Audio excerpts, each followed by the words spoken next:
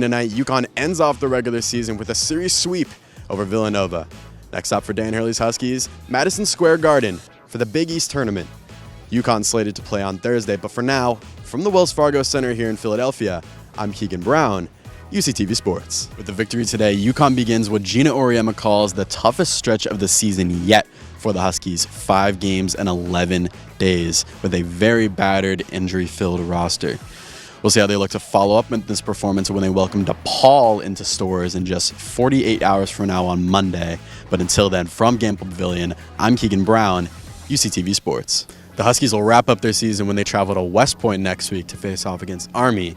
But for now, in Stores, Connecticut, the celebration is only beginning. From Rentschler Field, I'm Keegan Brown, UCTV Sports.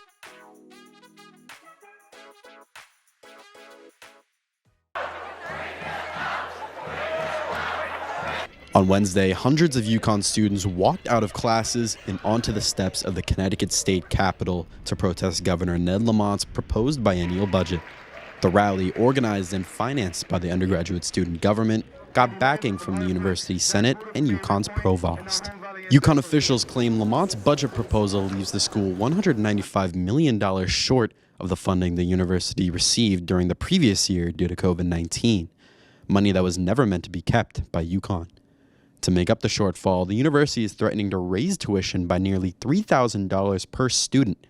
Students say that this is their biggest fear amid all the chaos surrounding the budget. Coming from my immigrant parents, I think it's really unfair that, this country promised me a nice and decent education with a low-cost tuition so I can kind of be the future and be a part of the United States. And now I feel like I'm in a position where I have to pay more to do this. I think it's ridiculous that UConn students who, a lot of us are paying for our own education, it's ridiculous that we're paying off the state's debts. Critics say that there are other ways that UConn can make up for the lost funds. The problem is UConn has really demonstrated with all its new facilities buildings, lofty salaries for administrators, coaches, that it sort of needs to learn how to restructure its budget in the first place to benefit students. If the university and the state are unable to reach an agreement on the budget and the budget goes through as planned, USG remains hopeful that the university will put their students first before anything else. We're going to do everything we can to have those internal conversations about how we can use our funding efficiently.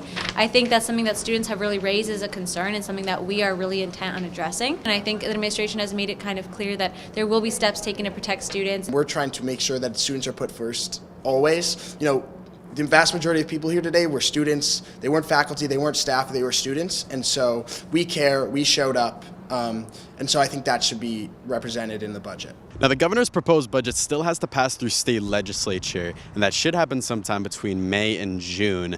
So it's yet to be seen whether or not students will be affected by the nearly $3,000 tuition hike as negotiations continue. But until then, from the Connecticut State Capitol here in Hartford, I'm Keegan Brown, UCTV News.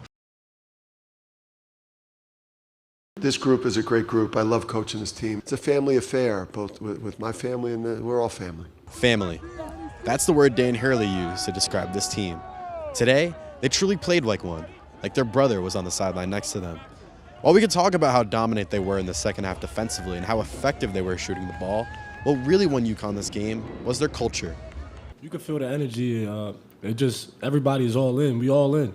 And it's a family over here. So coaches, players, managers, GAs, we all family, cheerleaders, everybody's a family. This UConn Nation showed up, so it definitely feels great to be a part of this university and really be represented on this level. After a blowout win over Arkansas in the Sweet 16, the Huskies had their toughest opponent standing in the way of a Final Four appearance, Drew Timme and his Gonzaga Bulldogs. The game started out as everybody expected, a true dogfight between some of the country's best. The second half is where things got interesting for the Huskies, however, and as Drew Timme got into foul trouble early in the half, it gave the green light for the Huskies to run away with this one. Jordan Hawkins began shooting lights out, and with no answer for two of the country's best big men in Adamas Sanogo and Donovan Clingan, it turned into a blowout fast. UConn outscored Gonzaga 43-22 in the second half. All of this led to a monstrous win for the Huskies, 82-54, as they move on to their first Final Four appearance since 2014. UConn's back. So. The Huskies will play the winner of the Midwest region, either Texas or Miami, next Saturday in Houston. But for now, they celebrate. and prepare for their final push towards a national championship. From T-Mobile Arena here in Las Vegas, I'm Keegan Brown, UCTV Sports. The road to the national championship began in stores for the 2-seeded UConn Huskies against the 15th seed Vermont Catamounts. Fresh off of a Big East championship win over Maddie Seeger's Villanova Wildcats, it would have taken a massive upset to knock these Huskies out in the first round. From the very start of the game, UConn just outclassed Vermont in nearly every facet, but the driving factor, momentum. UConn didn't take their foot off the gas for the entire game. We started the game off really well, and we hit them with the first punch. And I think that from the jump ball, I knew personally, individually, that I'd be able to dominate inside, and I think Dorka had her own too, and I think that we just flowed together as a team. Aaliyah Edwards was a matchup nightmare for the Catamounts. She was all over the floor, and Vermont just didn't have an answer. She had 28 points, 7 rebounds, and shot 13 for 15. Her, along with Dorka Juhas, were a scary sight in the paint, both offensively and defensively. She's a force inside and outside, and I think that as a team we love that about her because, she's unpredictable in that way because, she can capitalize down low, but also on the perimeter she can knock in that three that everyone knows that she can. So I'm grateful to be playing with her because if I'm not open, I know that she's going to hit that high-low and knock in that shot. AZ Fudd started her first game since her injury in December, and while she didn't have the best game offensively, she was a major presence and opened up the floor for her teammates. All of this leads to UConn defeating Vermont in dominating fashion, 95-52. The Huskies will go on to face Baylor on Monday as their campaign to the national championship game continues. But until then, from Gamble Pavilion, I'm Keegan Brown, UCTV Sports.